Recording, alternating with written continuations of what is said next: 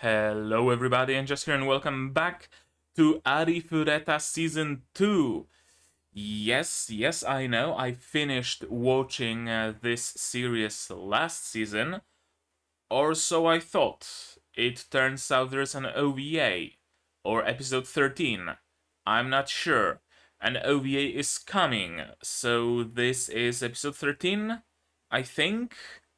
I'm honestly not sure. I thought it ended at episode 12, but hey, apparently not. Shield Hero also did a very similar thing. Second season of Shield Hero ended in episode 12, and I know an ending when I see one. It was an ending. All the threads, everything was finished. We even got a scene after credits showing how everybody settled and all that. And then, boom, apparently today, episode 13 is releasing. What? Why? Is it gonna be a thing now? Is it gonna be a trend where isekai shows are ending at episode 12 and then out of the ass they're releasing episode 13? I hope not. Because if so, then that's gonna make my job a lot more annoying. But yeah, today Shield Hero episode 13 is releasing, so I thought maybe I should record Arifureta episode 13, a vastly superior show. I can't believe I'm saying that, but honestly, kinda sorta. Honestly, kinda sorta.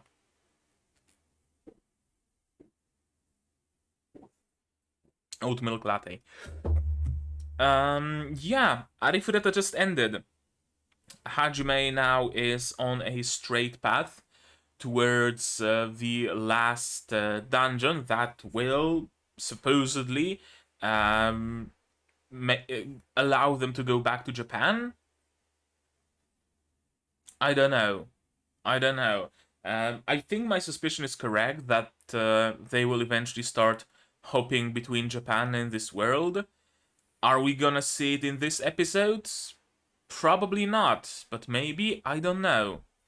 I have absolutely no clue what to expect of this episode. Maybe it's just gonna be pure fan service, a beach episode or something. Maybe it's just gonna be a slice of life thing. Maybe it's gonna be a completely detached adventure. Maybe it's actually gonna continue from the ending. I have no clue. Zero. None. I have absolutely no clue what to expect of this episode. I guess the only way we can actually know what's going to happen is to watch it. So let us. And yeah, I did a ever so slight change to the subs. Tell me how you like it. I shrunk the subs a little bit and placed the timer besides it. That leaves more space for me. So it's much more convenient for me to cut out my face for the thumbnail. That's essentially the entire motivation behind this change. And also I watched my fragment of my video on a full screen, and the subs are really huge when you watch it on actual full screen. I only see it in OBS in 720p window, so it doesn't look that big, but on full screen it is big. So yeah, tell me how you like it, how you not like it. I might change it back. I might keep with this style. All depends on you guys and your feedback. So here's your subs, their brand new look.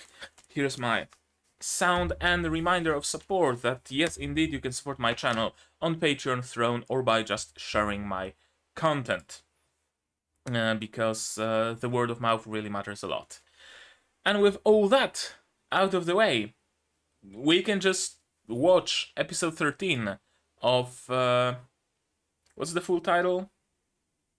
Arifureta Shokugyou de Sekai Saikyou Season 2 OVA Episode 13, whatever you wanna call it, no matter, because it's starting in 3, 2, 1, go.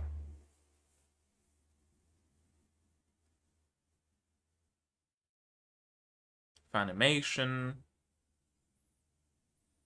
Okay, it's just a normal opening. Nothing particularly special about it. How long is it?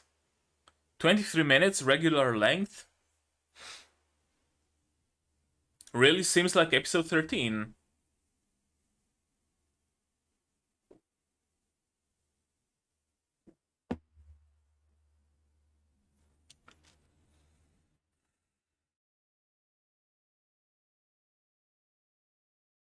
Yeah, I really can't believe that Arifureta Season 2 is so vastly superior to Shield Hero Season 2.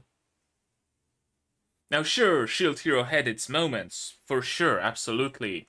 The story, the world building are a little bit more involved, a little bit more complex than what we see in Arifureta as well. But as far as like consistency of quality and the sheer amount of production value put into it, oddly enough, Arifureta kind of wins. Like, characters in Arifureta aren't drawn off model. That's a very small thing, but or rather, that's a very small expectation of an anime for characters to be drawn off on model. But here it is. Shield Hero lost that in that category. It is just episode 13. Holy shit.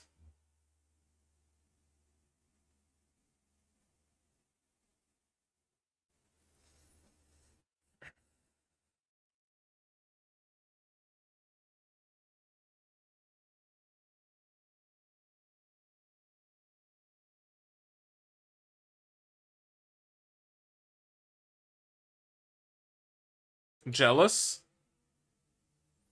Ah, yes. She's only doing what she's supposed to.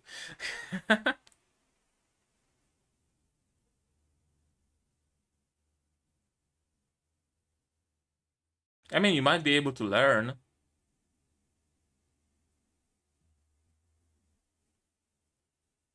Okay. Probably not. Probably not.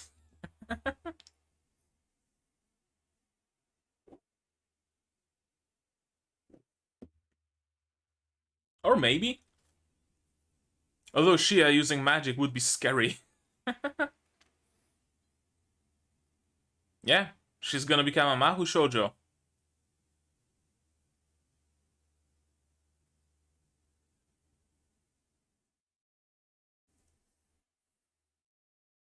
Dovahkiin, Dovahkiin.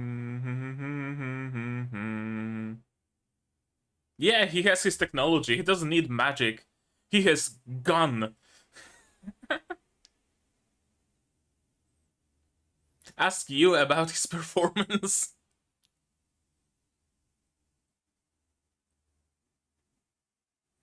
He's doing maintenance. Hmm?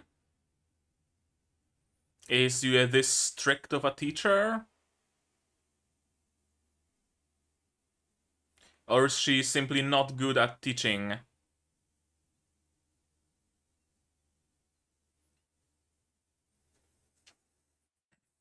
I mean, the amount of knowledge you have about a subject isn't necessarily proportional to your ability to teach that subject, so...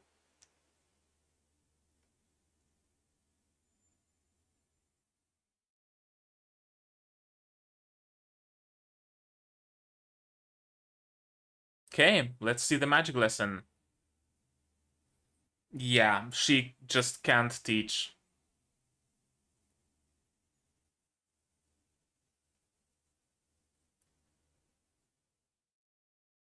Perfect explanation. Thank you, Yue.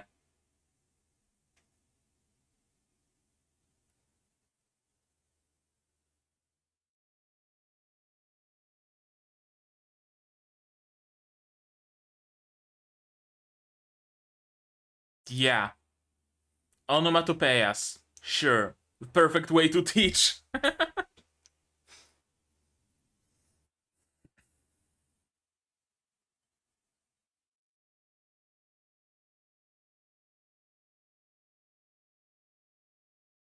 All you're gonna get is Gyuun. Take it or leave it.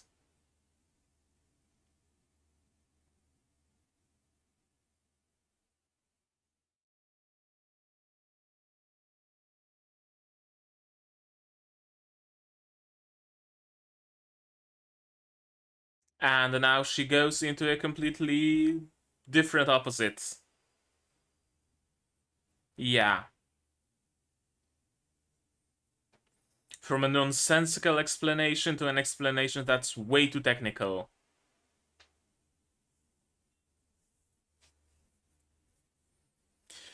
Yeah, you need to find a middle ground.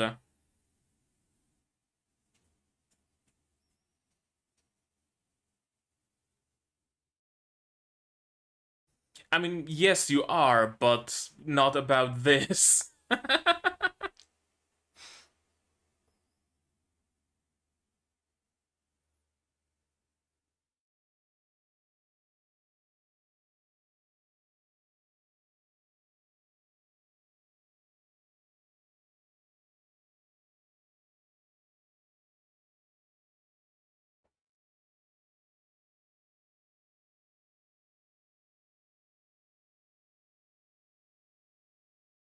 Yeah.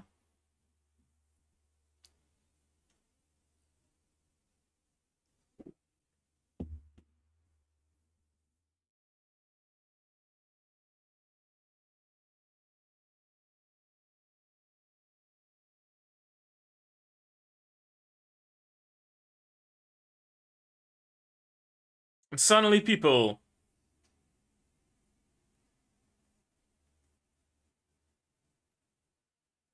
Yeah, doesn't really work, does it? I guess Hajime also has been trying to learn magic.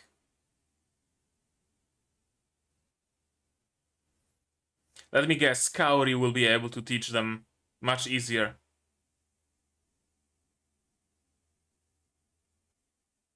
Ah, no, she also wants to learn. Yeah, you probably don't want to do that. Yeah, she completely sucks.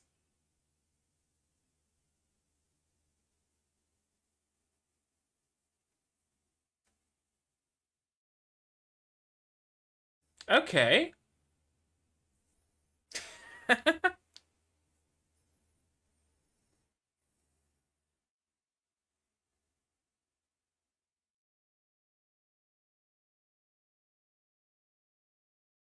Gotta rub it in.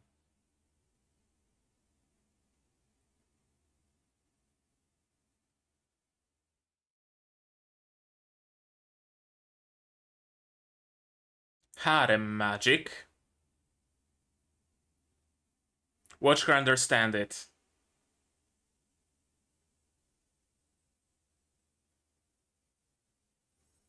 Again with the soy.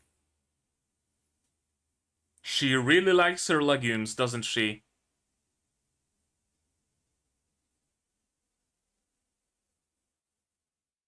And she understood perfectly.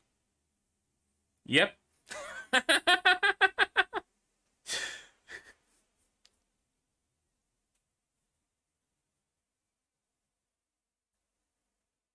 I guess you need to have some basic knowledge of magic already to be able to understand her explanations.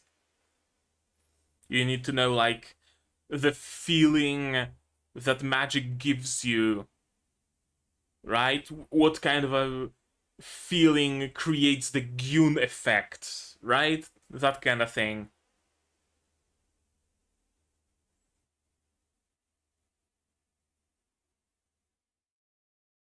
Someone who's never experienced casting magic just won't know those feelings and those movements and the flow of magic and whatever.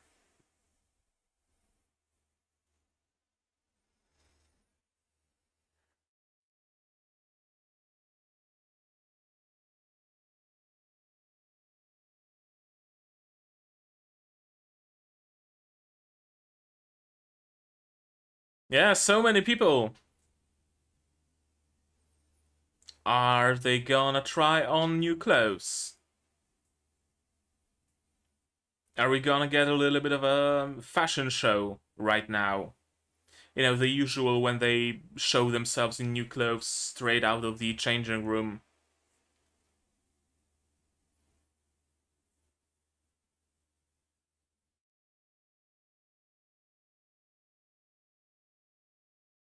I mean, clothes just impede your swimming.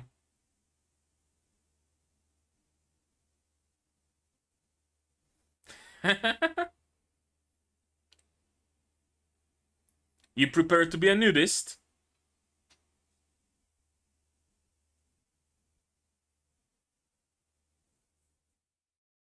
Pretty dresses.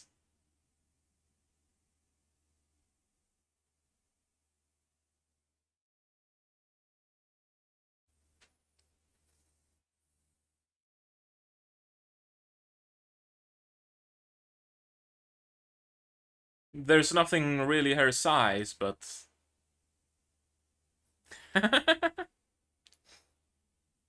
What is?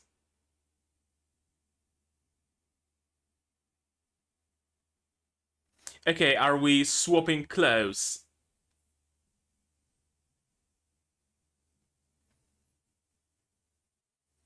That she wants to dress up like mommy.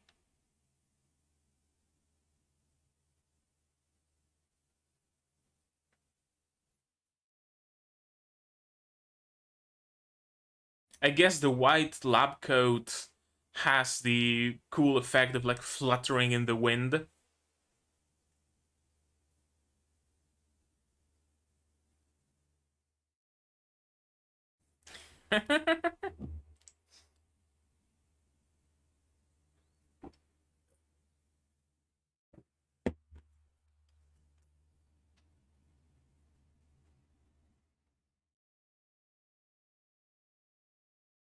Playing favorites, huh?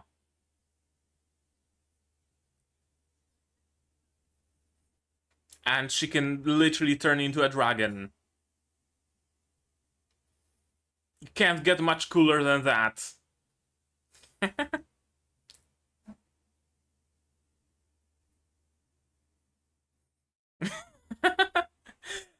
Straight to the point.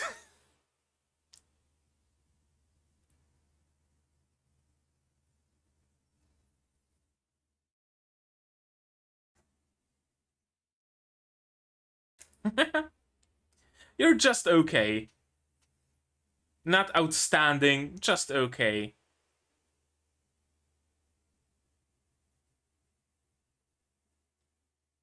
She's the favorite sister.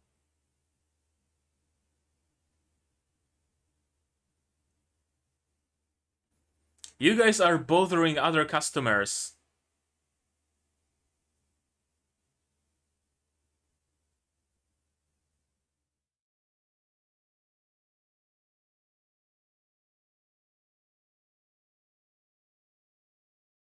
Oh, that's gonna be a disaster.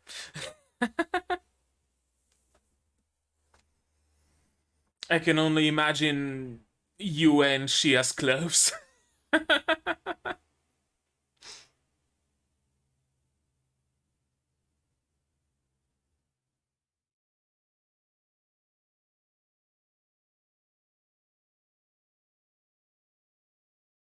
Okay.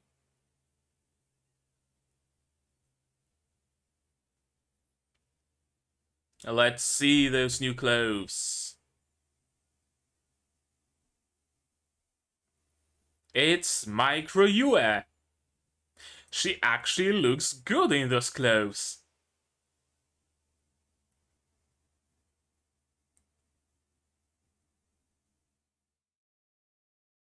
Yue in Tio's clothes. Yeah, there isn't anything for that kimono or whatever it is to rest on.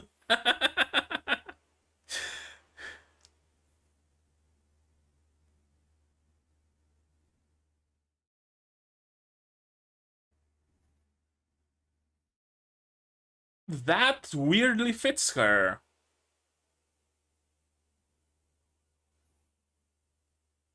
This weirdly fits her as well. And now Kaori in Shia's clothes.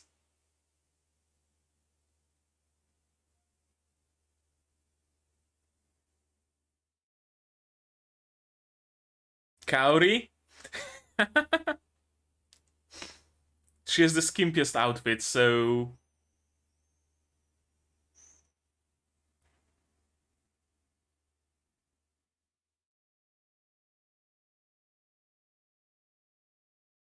I mean, she's not incorrect. You can barely call it an outfit.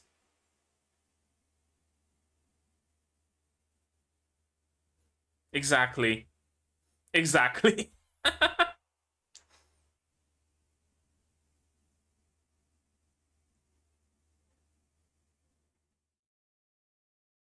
That's the appeal. Okay, a nice title card. I guess it really is more of an OVA than an actual episode 13. Just a set of slice of lifey comedic vignettes.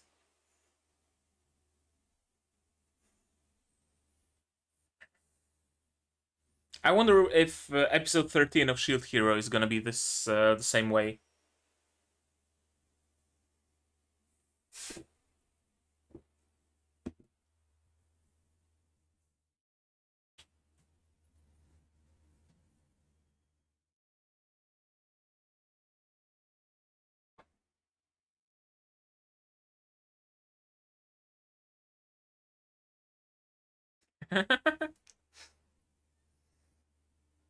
Nothing better than a tiny little creature sleeping and making noises during sleep.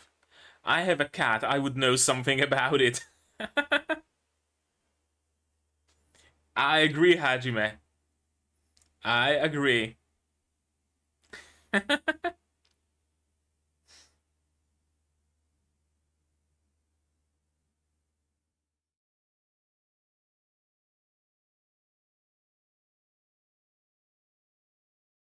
Ah, that's what she wants, of course. Because she already has a mama. Yeah. And she has no other father, so Hajime takes that spot. I mean, I guess. Sure.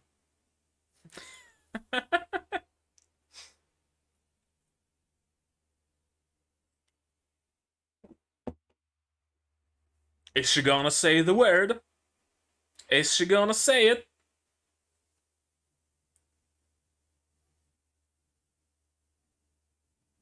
Are you gonna say it, Mew? The suspense. The suspense is killing me.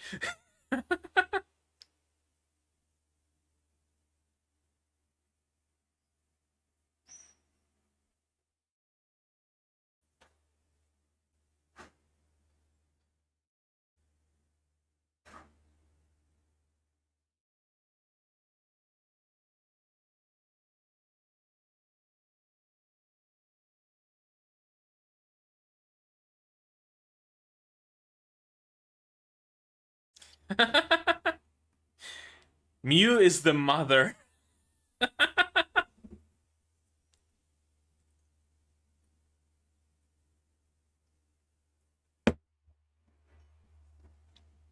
Yep.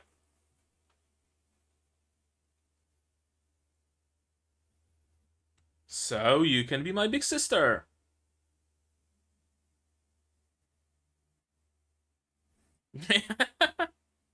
No qualms. No qualms about it.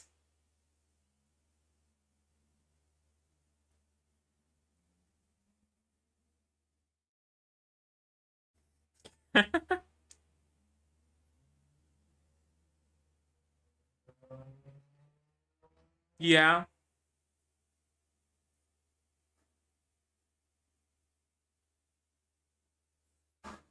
basically.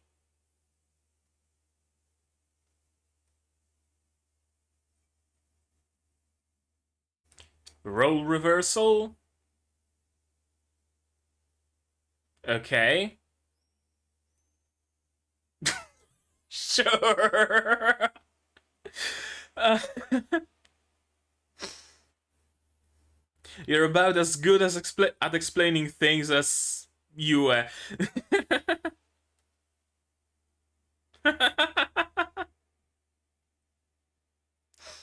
mean, I don't disagree here. Yeah, role reversal. uh,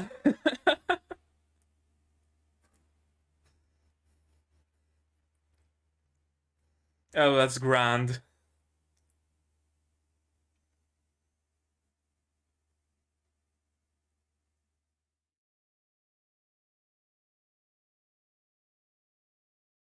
Exactly.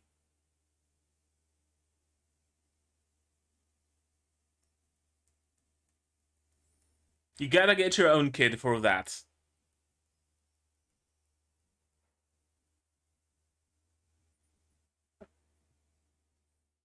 Yeah, thought so.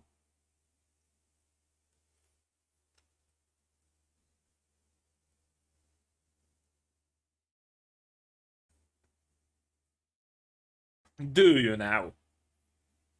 Do you have enough self-control, Yue? Do you really?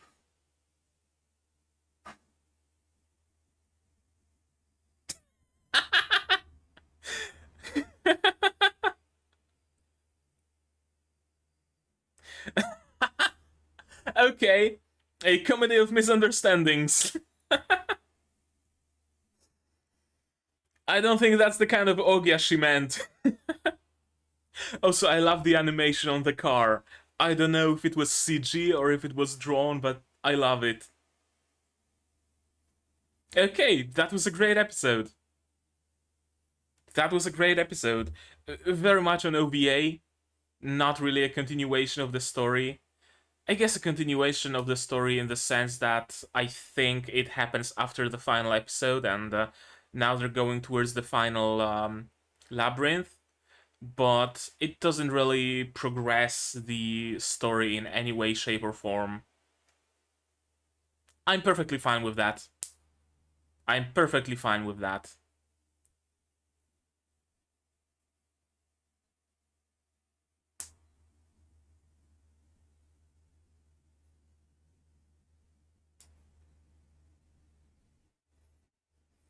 Okay, how much time do we have until Shield Hero episode 13?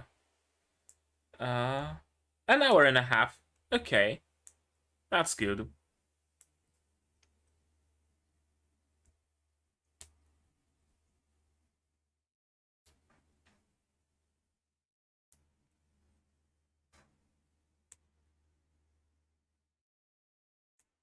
Am I even in focus?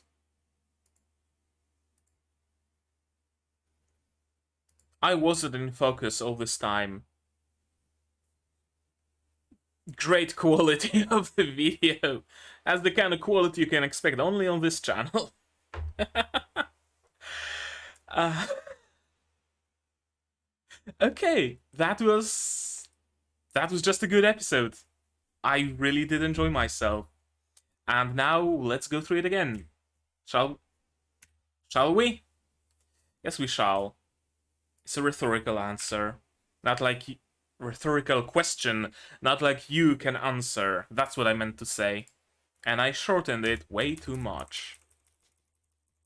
OP, OP, OP. Yeah, there isn't really much to talk about here because it's just purely fun and funny episode. The quality of the CG is really good in Arifureta. Like, you can't really tell that this car is CG. It is only when it turns and you see the aliasing on the lines. Or is it aliasing? Or is there some sort of an effect on those lines? Let me see how it looks in motion. Yeah, for the most part, you can't really tell that it's CG.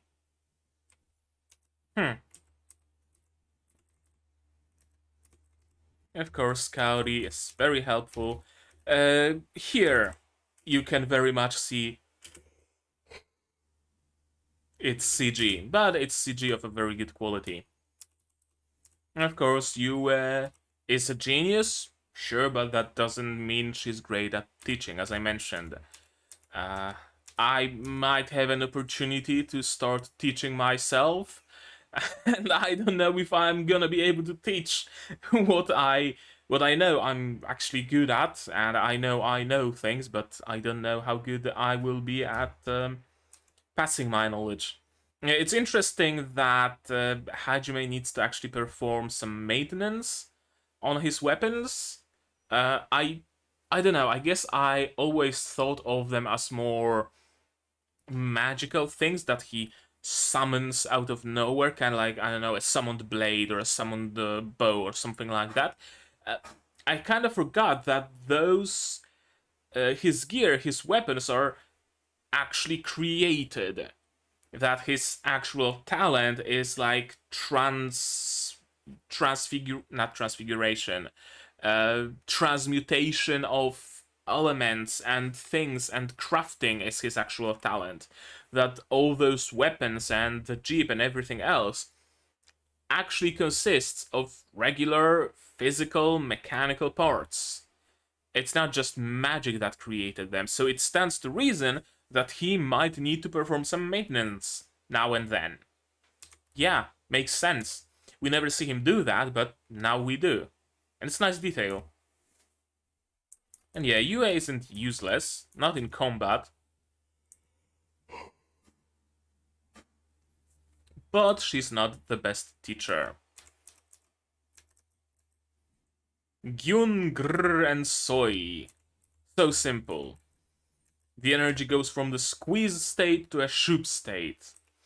And yeah, that's also an issue of someone who knows the topic they're talking about deeply, but haven't really learned it in like a structured manner, so to speak, right? If you really know something well, it is often that you kind of assume that people you're talking to know about the lesser things, so to speak, right? For example, like if I were to teach someone programming or talk about programming, I would assume they have basic knowledge of math and Boolean logic, or just logic at all, right? And and or XOR and or however you say it, all that stuff. I would just assume it from the get go because those are the basics of basics you don't really think about when programming. And if I were to tell someone that, I don't know, something is an integer, they'd be like, what the fuck are you talking about? And it's the same thing with the Gyuun, right? When you know some magic, I'm not saying like you're a master of magic, but you know at least some of it, you know the basics, you perhaps are able to kind of figure out what that Gyuun is, right? You're like, oh yeah, when back like a week ago I cast this kind of magic, I kind of felt that Gyuun feeling. You're right, so I should try to recreate that Gyuun. It's yeah, you can teach them, but you can teach on an intermediate and advanced level, not on the basic level. That's essentially the issue. And now she goes into the complete opposite of an overly detailed explanation. The flat state, which can fluctuate between 225 and 2277 depending on the attribute and element of the magic by applying resistance to this at a factor of 395. Focus ratio and the fluctuation point liberation, whatever, some techno babble, except magic babble, I guess. Am I a shameful idiot? Yes, you are. Thinking I'm good at magic? Not regarding that. Tio is good at magic, but it's like a magic she's been born with, right? She's been born with that draconic magic, and she's been using it since she was a child. She was taught by parents, probably, or just has it an instinctual understanding of it. Kind of like if you're a native speaker of some language and you're trying to teach some no, that's not the correct, although I guess kinda yeah, like you're a native speaker of some language, and you're trying to teach someone who's not a native speaker of that language. That's usually not that teaching usually won't be the best because you just know how some things work in the language. You don't know the exact rule why that is, right? That because the second syllable starts with a consonant, that means the ending turns from A to AI, or whatever other rules the language can have, right? You've been born in the environment of this language, and you've been speaking it for however long you can remember. You have a deep and personal understanding of it, but not on a synthetic level, not on a like academic level. And it's kind of the same, and yeah, and an understanding of of a language, whatever that language might be, doesn't inherently mean you will be able to understand a different language or that you will be able to easily learn another language. Right? The fact that Tio knows Spanish doesn't mean that Yue, who's fluent in Korean, can efficiently and effectively teach her Korean. Probably like not the best parallel, but you understand what I'm saying here, right? UN knows the magic, but doesn't necessarily know all the rules and all the technicalities. Is kind of what I meant, right? That she knows that when she concentrates magic a little bit more, then it's a flame arrow, and when she concentrates it a little less, it's a fireball or something like that. But she doesn't necessarily mean that a concentration of 2.775 causes the flame arrow and a concentration of 0.883 causes the fireball. She doesn't have the technical understanding, she just has a natural understanding of it. It's a very interesting topic, oddly enough, about the nature of teaching and the nature of learning. Interesting. Or maybe I'm just simply reading way too much into it and I just went on a weird rant that has absolutely nothing to do with the episode. But no, I don't think so. I think there is actually something to it. Because Kaori, who already has some knowledge of magic, healing magic, sure, but magic nonetheless, she knows what is the feeling of Gyuun and what causes the feeling of Gyuun.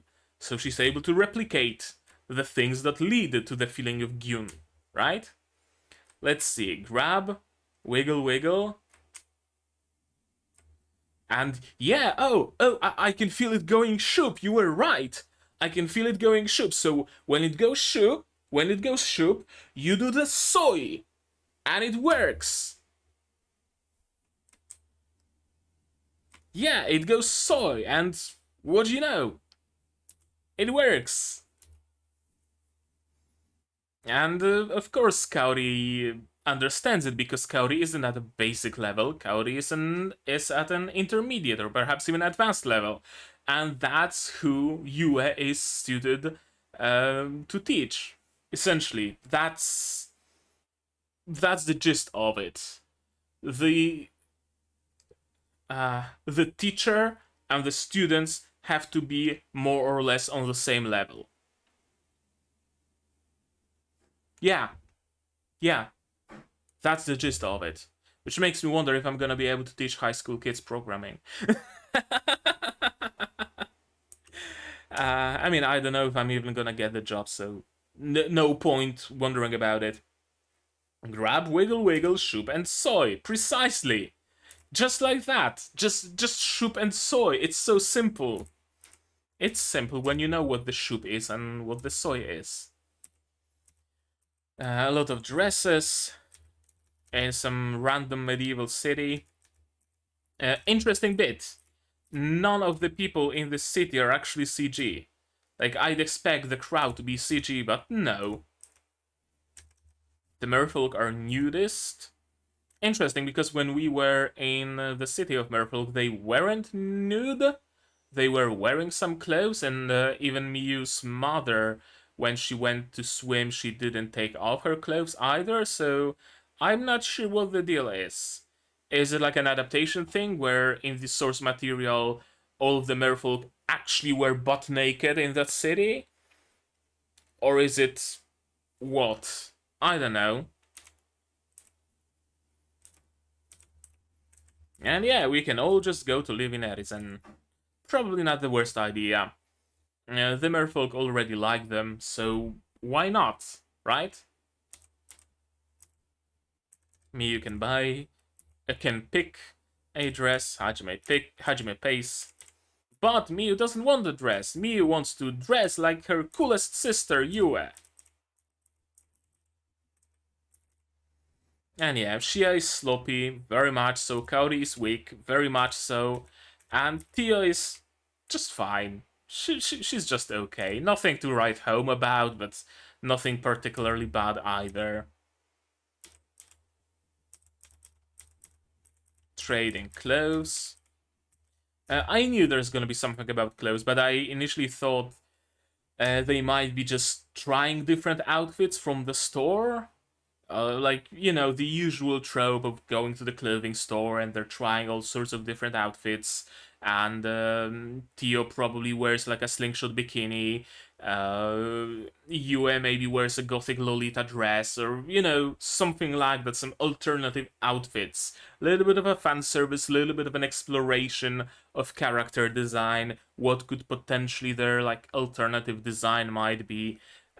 It's very common, but they went for a little bit of a more interesting take of just trying on each other's clothes, and they fit, oddly enough. Miu does genuinely look good in US clothes. Yue doesn't look great in Tio's clothes. I'm gonna be honest with you. There's a distinct lack of proportion. Her head is fucking humongous compared to the rest of her body. The cape usually like evens it out, because the cape is big. There is the collar, right? All of that is in the cape, and it hides her twig-like neck. It increases the size of her shoulders and all that. When she's wearing Tia's clothes, she just looks disproportionate. Tio looks good in a frilly summer dress. For sure.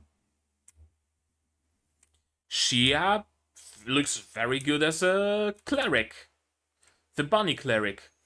It really does fit her. And of course, Kaori in Shia's clothes. She also looks good in those clothes. Mostly because Tio, Kaori, and Shia have more or less similar body shape, similar posture.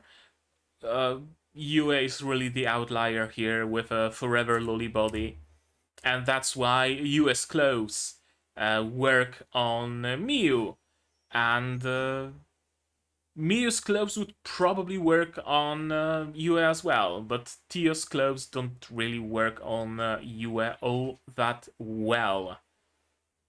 Although maybe. No, she needs something different, something about the shoulders, because they're really way too slender compared to the rest of her body. But the rest, those outfits work perfectly, I have to say. A little bit of a cute character moment. Hajime just talking nonsense, babbling under his nose about all the cuteness he's witnessing.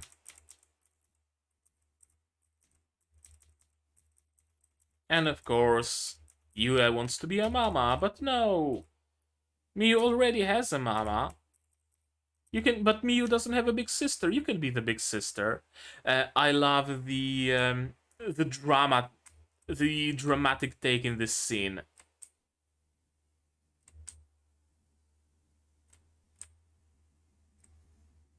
Let me explain. In my world, this is called feeling the babumi and going, oh yeah, sure, sure. Whatever you say, Hajime. Miu's motherly nature and kindness is making you want to cuddle up like a baby. A role reversal. That's a cool shot. I have to admit, those thick lines really work here. And it is priceless, and Hajime is now broken. If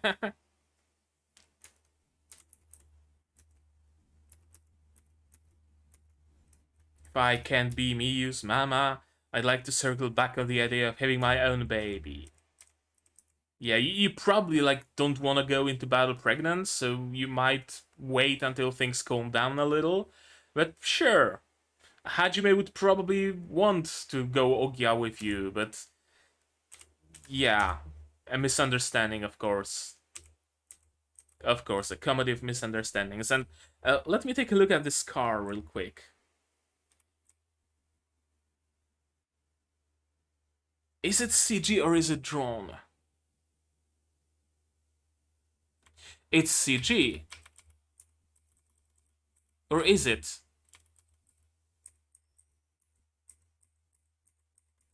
It's bending in such a cartoonish way. It's CG. It's CG. But they're bending it. Oh, that's cool. Oh, that's amazing. Oh, that's great. The stretch, the squish and stretch, it's all done with the CG model. Oh, that's astounding. One of the things that make CG not work for cartoony stuff is because usually, most of the time, a CG model is just rigged to the skeleton just statically, pretty much. Right? Like, you have the forearm bone, and the bits of the forearm mesh are mapped to that forearm bone. You have the shoulder bone, and the fragments of the mesh are mapped to that bone. On the elbow, you have a scale. Some parts of the elbow are mapped to this, some to this, and there's a varying weight where it's a smooth transition of the faces of the mesh between this bone and this bone. And once you have that character rigged, that or vehicle or whatever rigged, that character can only move in according to the constraints it has, right? So if the character has a character's arm has a swivel point here, they can only move their hand like this.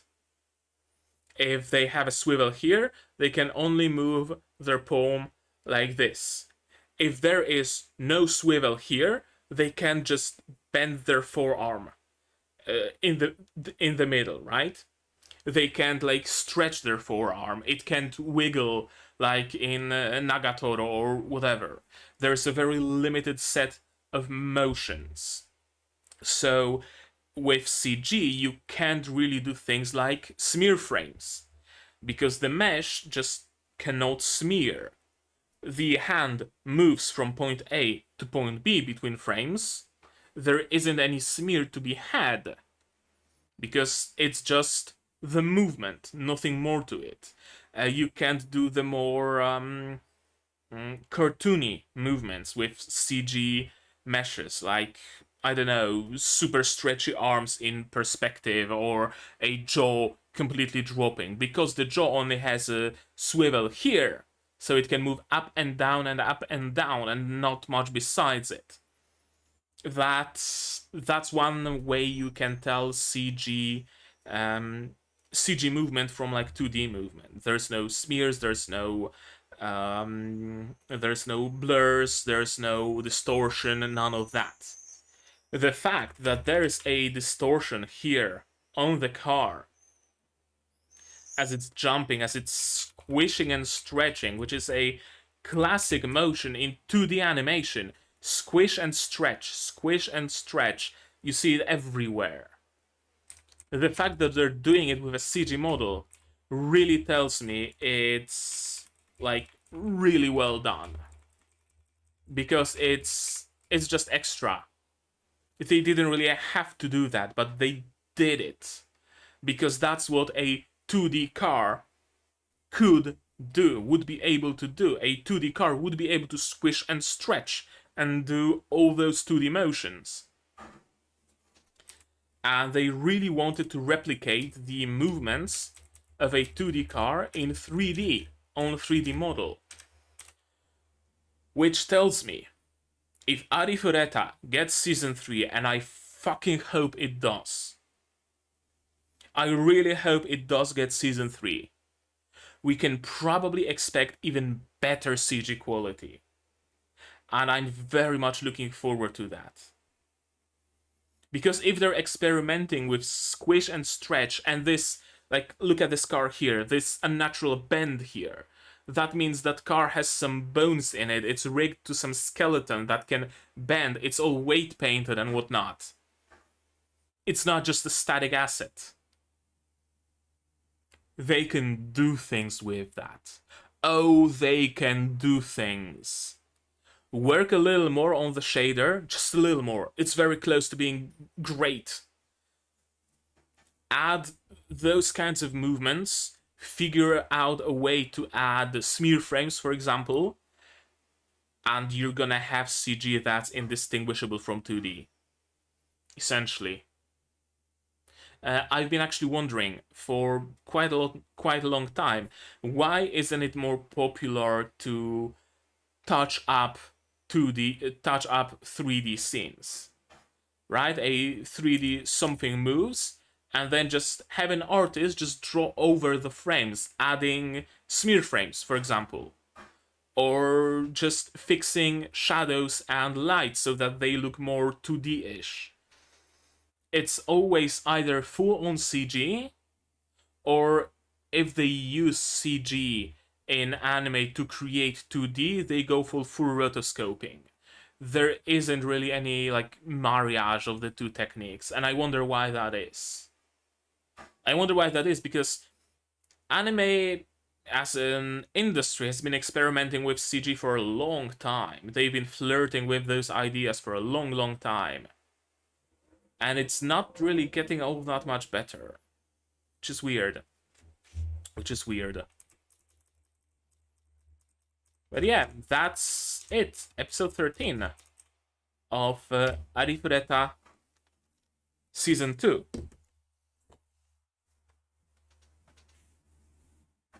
What can I say about it, really? I enjoyed myself thoroughly.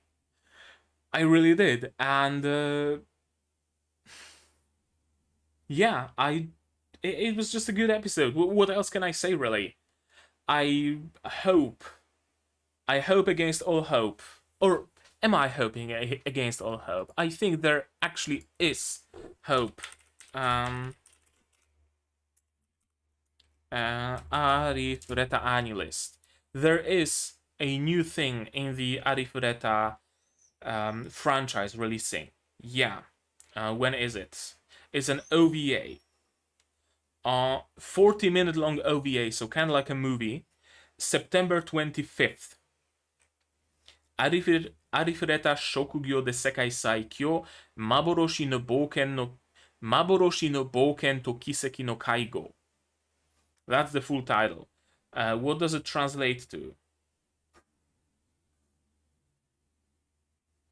There is no translation to that. Okay. Google Translate, please. Because I need to know. I need to know what it translates to. From Japanese to English. A meeting of phantom adventures and miracles. That tells me absolutely nothing. On the...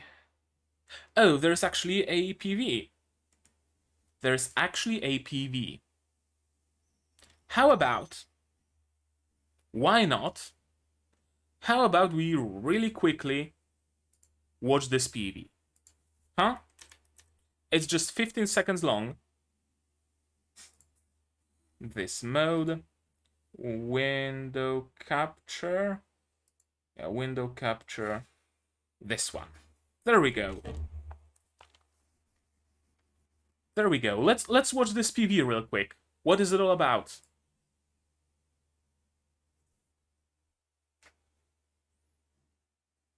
Miyu's mother. Some monsters. And a dude. Okay. And a dude. Is that dude the Maverick from the first labyrinth that Hajime fell into? I think he might be. Is it going to be like the 40-minute essentially movie of them conquering the last labyrinth? I think that might be it. I think that might be it, because right now they're just headed towards that labyrinth. And I kind of thought that season 3, if it ever is to come, will start with them conquering the labyrinth, but maybe they're gonna move it into the movie. And in the movie, they're gonna conquer the labyrinth, and then season 3, should it happen, will take over from there. Perhaps from their journey back to Japan. Okay, there's a synopsis. After the capture, Hajime was worried about the farewell to Miyu that would occur when the trip resumed. Hajime and his friends were talking about the 7 great legends of the Elysian as a memory before they left for the trip, but all of them were missed. However, in the final 7th adventure, he encounters a mysterious giant creature and is blown into the world of a devastated city. Hajime started to search for the stray. Miyu fulfills a miraculous encounter there. And the characters listed for this OVA include Milady, and they include Oscar Orcus. So the Mavericks from the first 2 labyrinths. Okay, so that really makes me believe the OVA will be about conquering the final labyrinth. Holy fucking shit, I cannot wait. I can't wait. I cannot wait for that. Oh boy. Oh boy, oh boy, oh boy. Pre-screening event on September 10th. We might be able to watch it earlier.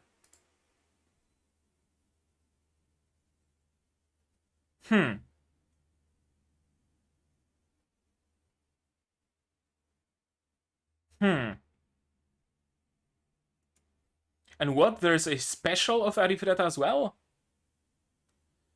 Or is episode 13 the special?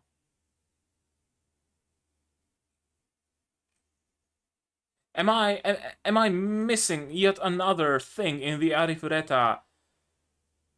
No, episode 13 is the special. Okay. Or is it? I see a character I haven't seen before.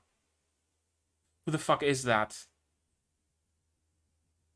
I'm gonna have to figure it out. Okay, yeah, let's not talk about those things. Let's talk about this episode.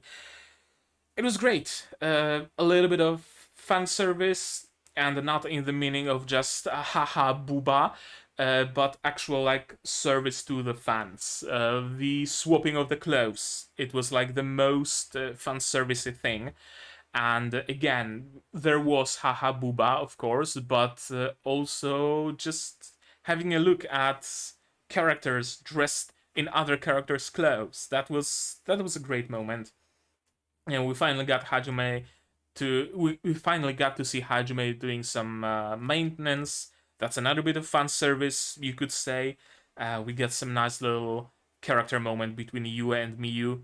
and US determination to have a baby of her own. And of course, we got a little bit of Hajime.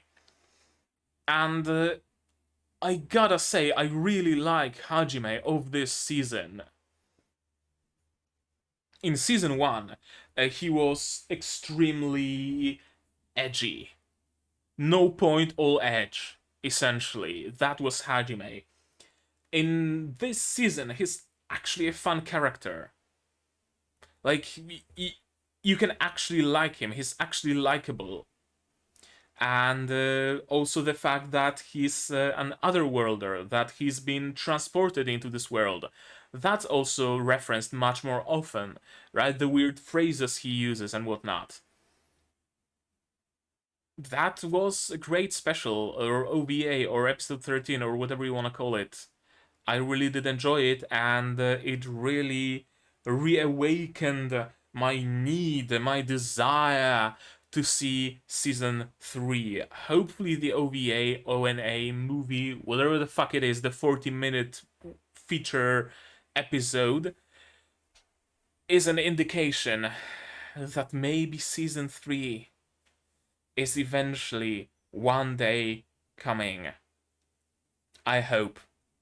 I hope, because Arifureta, honestly, after season 2, one of the better isekais that I've actually seen. One of the better, like, classic isekais. Because, for example, you have Virgin Road. I don't count that as a classic isekai because it doesn't really follow the classic isekai tropes of the main character waking up in another world, having superpowers and going on adventures and whatnot. It's Virgin Road is very different, right? They don't use the special powers of the main character to do adventures and quests at a adventurers guild or anything like that. That's why it's great, honestly, because it really breaks out of that standard isekai shell. But if you don't want something that breaks out of the standard isekai shell, Arifureta is the perfect embodiment of an isekai.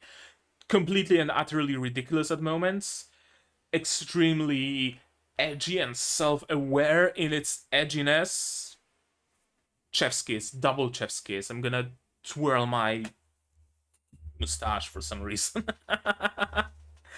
uh yeah, that's gonna be it. I loved it. I need more. I want more, and I hope we will indeed get more very, very soon. I mean, on the 10th, chances are, if someone I don't know, gets a web rip and figures out some subtitles, we might be able to watch the 40-minute special on the 10th, or maybe a few days after. So be prepared. Be prepared.